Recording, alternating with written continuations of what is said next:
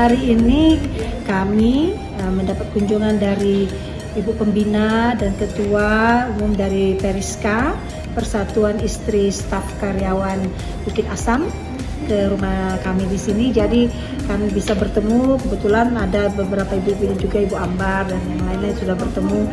Saya sempat berkenalan langsung sama Ibu Pembina, Ibu Iken. Alhamdulillah, dengan adanya kunjungan ini insya Allah akan ada sambungan tali silaturahmi ke depan.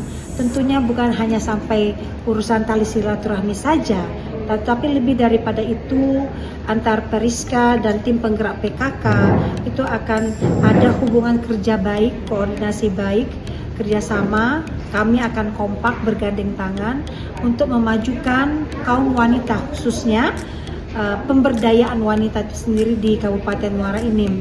Melalui apa? Melalui berbagai bidang, terkhusus untuk urusan sandang dan juga pangan.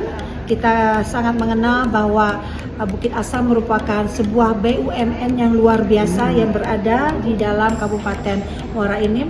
Tentunya itu harus ada hubungan yang erat dan baik sekali untuk jangka panjang.